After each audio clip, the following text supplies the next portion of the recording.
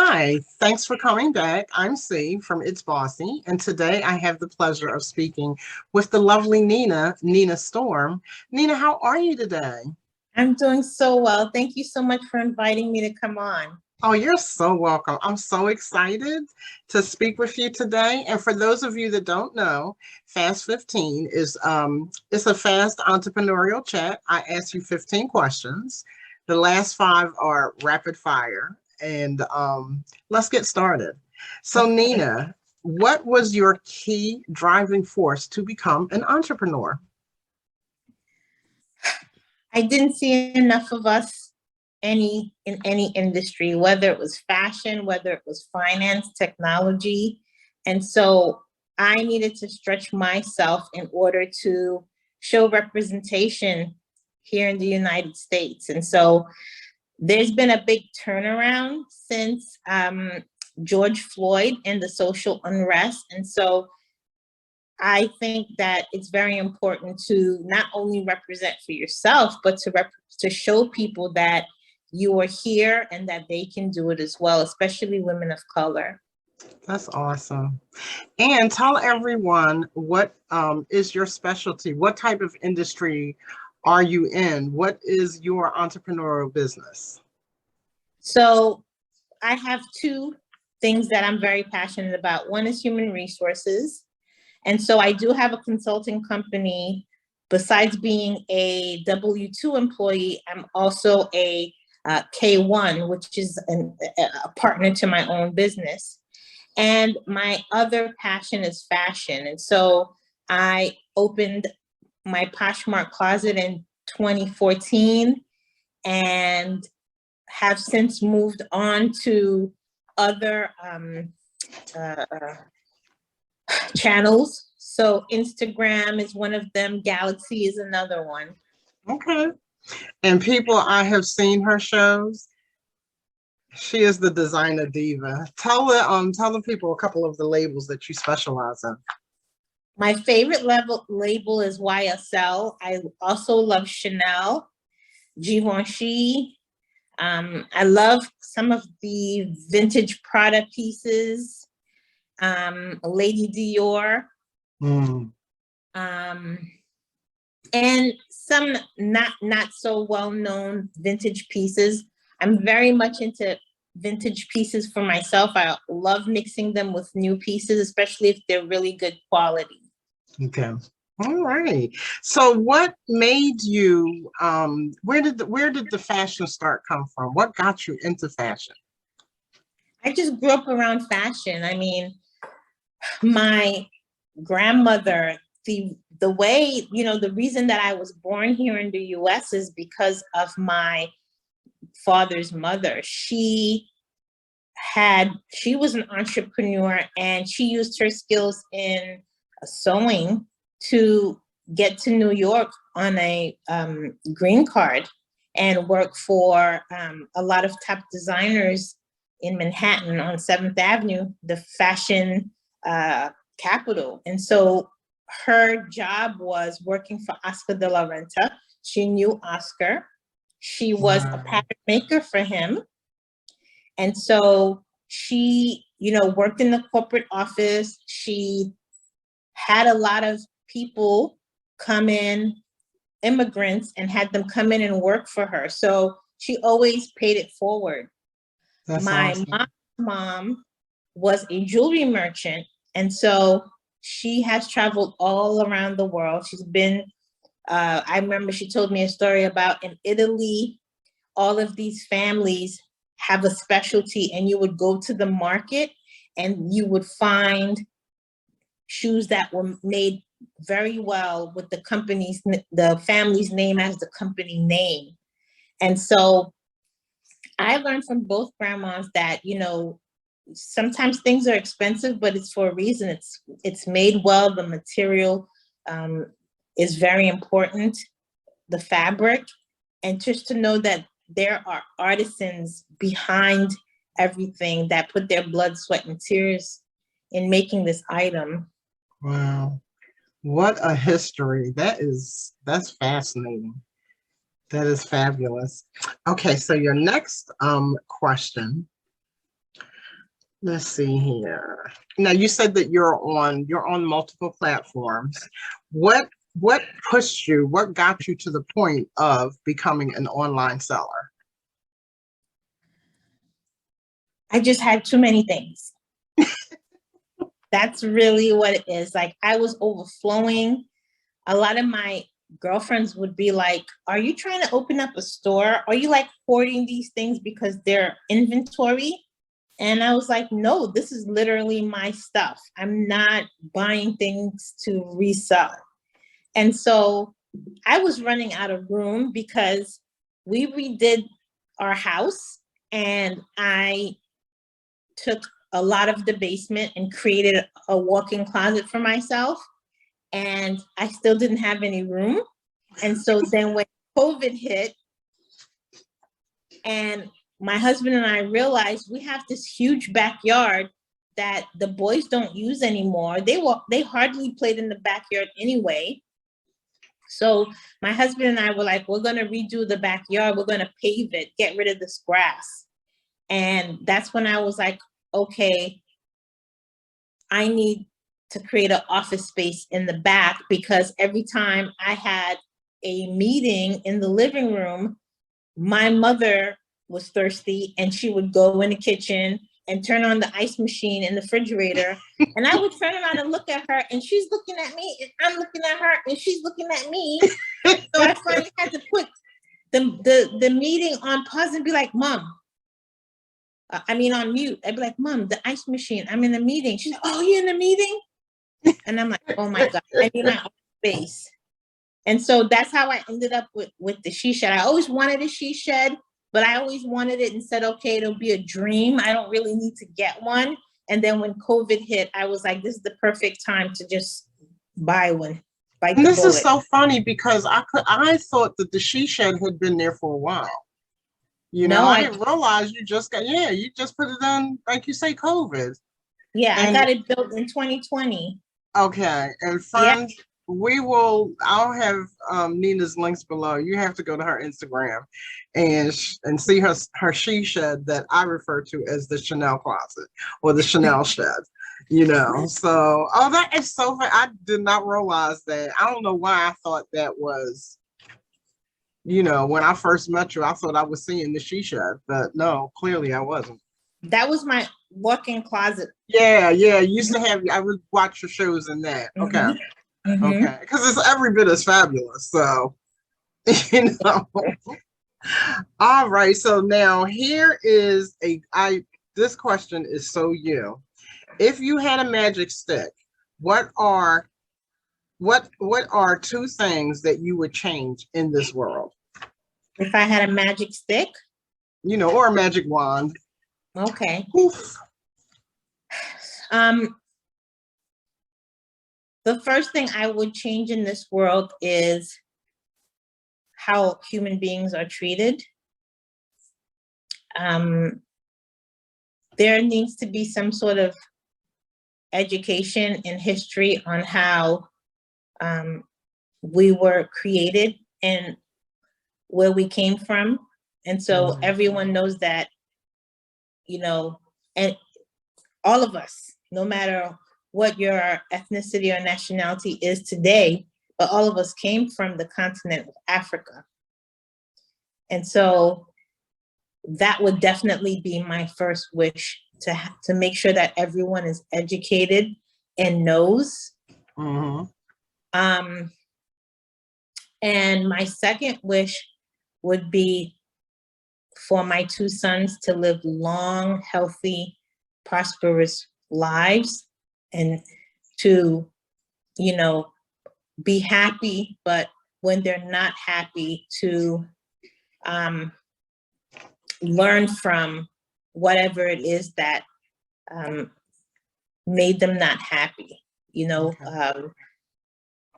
be strong human beings and understand that sometimes you have to take the good with the bad. And your job as an adult and a human being is to learn from that and make yourself stronger. Okay. Those are good. Okay. So now you do have a successful business, because again, I've seen, I've been watching you and I have purchased from you for a while. How did you build a successful customer base? I don't know what the secret sauce is, but I think any entrepreneur or business owner, if they show their authentic selves in the beginning, people will gravitate towards them. And the people might not turn into customers, but those people can actually turn into, your public relations person to say, listen, I can't afford Nina's stuff, but I know you can, and you're a friend of mine, so let me direct you to her instead of going to, a big designer department store. Why don't you support this person? So I think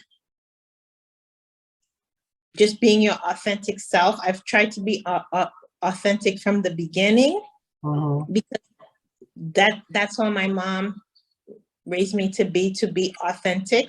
I've often told some people that I've met that I didn't grow up with a woman who was jealous of other women. I grew up with a woman complimenting a stranger, saying, I like your wedges. My mom used to be so into wedges when I was a little girl. And I always remember her, like, when she sees a woman in wedges, she'd be like, oh, I like your wedges. And, or you look really nice, and growing up, I was like, oh, okay. So when I would see like jealousy amongst women, I didn't get it because that's not how I grew up. My mom's best friend was actually her mother-in-law. And growing up, listening to, oh, in-laws don't like each other, I never experienced that. Right. My mom loved her mother-in-law more than she loved her husband. So I just think always being authentic from the get-go the universe will get it together for you. So let me ask you, I know, in fact, I met you as selling, or I can't remember when I first started either following you or seeing you, but I just remember, the first time that we met in public was at a Poshmark event. And it was so funny, people. I did not want to go. I literally went to that event kicking and screaming. I had a friend that dropped me off, and I don't know why, but anyway, and I already knew, I had already been either shopping with you or talking back and forth with you, but then I got the opportunity to meet you, and it was, it was such a nice, that whole event, but it was such a nice,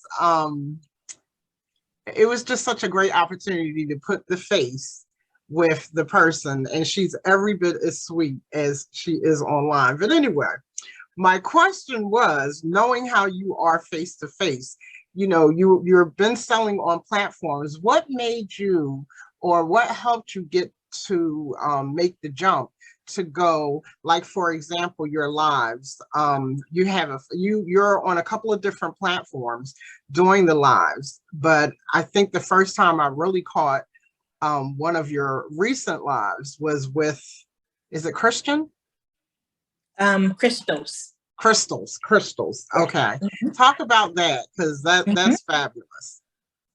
So I loved what he was doing. I noticed that he had different types of people on his show, ethnically. All were women. I think one or two men, but I loved that. And I love the fact that he was very authentic, about his sexuality and giving back. I love that. I always had Instagram giveaways where I'm just giving back, and I just love that he was doing that. He was raising a lot of money. So one day I just, said, let me build up the courage to DM him and see if he would be interested in collaborating with me, because I had a lot of items that I haven't worn in years. I fluctuate in weight because sometimes I'm happy, and when I'm happy, I don't eat. I'm a true size 4, size 6. When I'm sad, I'll go up to a size 10, 12.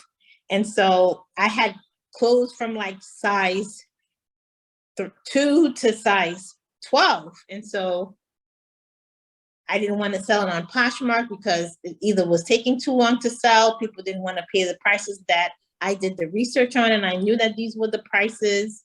And so he said, sure, send me your list. I sent him my list. And next thing you know, he was like, okay, we're going to do a show. And I was like, okay, great. I have a model, you know, because I've seen all of his other shows and some of his sellers had models. And that's how I had my very first show. I didn't know that my she shed was going to be so popular. And that it took on a life of all of its own. It took on a life of its own. And actually, I'm going to credit my husband for that. That I did not think to even do that. I didn't think the shed was a big deal. It was just like my little mecca. But the way that my husband put the stand, the lighting stand, in the setup. Right, how he did the setup in the backyard, he explained to me like minutes before the show, because I was like, why did you put it this way? And like minutes before the show, he was like, this is better because you have a deck in front of your shed, so she can come out and then just walk and then go back and change in there. And I was like, oh, okay. Now I always knew she was going to change in there, but I thought he was like gonna actually reverse it away from the shed, and that you would see the back of my house because my husband has an outdoor kitchen. So I thought like that was gonna be showing, right, not my shed. And so it just created a different, it had its own persona, basically. It has its own fan club and its own. It does. And we're not talking your average run-of-the-mill shed. Again, we're gonna give her Instagram channel so you can go see the Chanel shed. But yeah, you're right. It has taken on a life of its own, and it's visually appealing when you have your shows. You know, you've got all of this fabulous designer inventory, so it goes right in line with it. Now, let me ask you, we're almost, let me see, 5, 6, 7. Okay, number 8. Oh, so what is your approach to marketing your business? I don't have a real approach. I do what everyone else does, which is give a sneak peek, you know, give the dates and times, and hopefully people show up. Okay. Yeah. And that's a good approach, using social media pretty much to get the word out. And that's that's what we're doing now. So that's a very good approach. Now, you said that we talked briefly about the pandemic. Did you find that during the pandemic, you know, did it make any impact on your business or how you did business? Were there any you know, failures that happened to you because, you know, due to the pandemic? And if so, how did you rise above them? Actually, and I think this happened with quite a bit of people on Poshmark and other platforms. I actually grew as a human being because of the pandemic. I used to hide behind, you know, the telephone, right? I used to hide behind my cell phone because I'm using the Poshmark app. And the only time you would really see Nina is if she's hosting a Posh and Sip with her Poshmark girlfriends. And so I think Instagram helped during this pandemic in connecting with people, because you really had to show your face and be present and hopefully, you know, make friends through social media because you just couldn't go outside. Right. So it was positive for me. And also, when I decided to quit my corporate job, in the middle of the pandemic, everyone's calling it the Great Resignation, but I wasn't even thinking about that when I did it. I quit for several reasons. I was so happy that I built a relationship with social media in 2020 because honestly, for 4 months, social media and my friends on social media helped me pay my mortgage, helped me pay my son's school tuition, helped me still sustain a life without causing me to go into some sort of financial depression. Okay. So it was really positive for me. And I saw a lot of my Poshmark girlfriends go on social media and really succeed because they were genuine and people wanted to know more about them. Yeah. And that's the truth. You know, you put yourself out there and show your genuine self, and people are either going to love it or not, but most of the time they do, you know, because we like to see real, you know, we like to see real. So that's good. I'm glad that, you know, that again, even though we're still dealing with it, certainly not as bad as when it first happened, but it's always so inspiring to see people use this, you know, this negative time to turn it into something that's really positive and inspiring for other people. Now, let's see here. Oh, and I got a feeling that you've already done this, but I'm going to ask anyway. If you were to write a book about yourself or your business, what would you name it? No, no one has ever asked me that question. No, I thought I could have sworn that you have written something. No, okay. So what would I call the book? Adventures of the Chanel Closet or the Chanel Shed. No, I would take Thomas Jefferson's quote, which is, "I failed my way to success." That's a great title. Yeah. Okay. All right. So we've got that worked out in your head. So we can get that book started. Okay. What are so how do you define, hang on a second, and this is actually your last question before we go into the rapid round. How do you no, I'm not going to ask that. Who has been your greatest inspiration?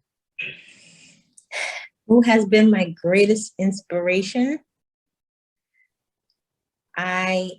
My greatest inspiration are two people, my two sons. My two sons. My marriage is a little bit different than a lot of people's marriages in the fact that when the kids were very young and my husband and I were talking about how we wanted our future to look with our two boys, I told my husband that, you know, I have a dream about my career and where I want it to go. And that doesn't diminish my wanting to be a mom to my two sons. But, you know, I had an honest talk with my husband about my job. My life is not to raise the boys. It's not to be a stay-at-home mom and make peanut butter and jelly sandwiches. Like, I had to have that real talk with my husband. And I ended up marrying a man who wanted to do that, who wanted to take the boys to school, wanted to take them to doctor's appointments. He wanted the school to call him if something was wrong with them so he could race and get to them.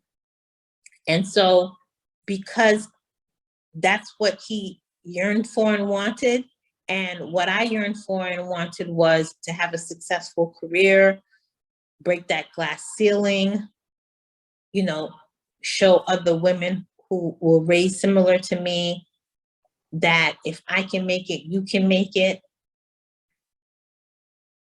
That helps so much with being inspired to have my sons see that.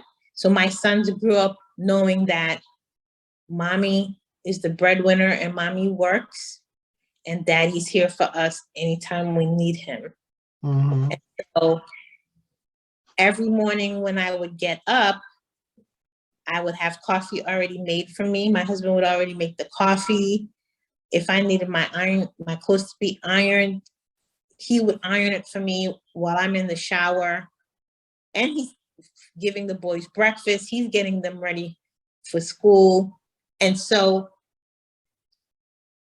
I did a lot of the non-mom things in order to be successful in my career so that I can make a lot of money, because that's America, capitalism, to take care of the boys, to give them experiences like going to Martha's Vineyard in the summer, taking them to Disney World, you know, making sure that they have what they need, not spoiling them, but making sure that they live the life where we plan stuff and things were done, versus the life that I grew up with, which was, you know, my mom having a calendar and telling me, okay, I can buy this for you in 2 weeks, or I can buy this for you in a month. I did the same thing with my boys so that they didn't think they can get things right away.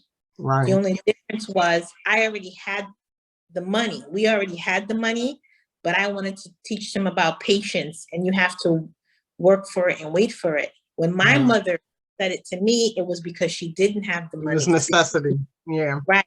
She had to parcel out paying the rent, paying the light bill, and whatever she had left, she could give to my brother and I. So those two boys were my greatest inspiration, because it made me want to get as high as I could so that I can teach them the values that I was taught, but in my way, of our way of doing it. Okay, that is beautiful. Well, we've gone through the hard questions. And they weren't hard. And we have moved straight into, now this is what I refer to as the rapid round. So I'm going to give you two things. And even if it's something that you don't do, like whatever, just give me one answer, this or that. Okay. Wedge heels or flats? Flats. You like how I did that little spin? Okay. Let's see here. Cursive or print? Print. Okay. Jazz or rock? Jazz. Okay. Ice cream or cake? Ice cream. And this is a yes or no. Did you enjoy being on Fast 15? I absolutely did. Yes. Thank you. And I have so much enjoyed having this chat with you today. Again, you know, you are one of my absolute favorites, and you have inspired me. Like I said, my very early introduction to Postmark, I discovered Nina, and I've been trailing her ever since. So let the people know. I will put your information in the description, but what is your Instagram handle and your Postmark channel? Sure. So Postmark is Epic Storm, one word, and Instagram is Epic Storm Refined. Okay. All righty. So I will make sure that they're in the description. And I want to thank you so much again, Nina, for taking out your time to meet with me today. I thoroughly enjoyed it. And you guys, please go follow Nina, and especially go look at the Chanel she shed that's out in her backyard. And I will see you next time on another episode of Fast 15. Thank you for joining. Bye-bye.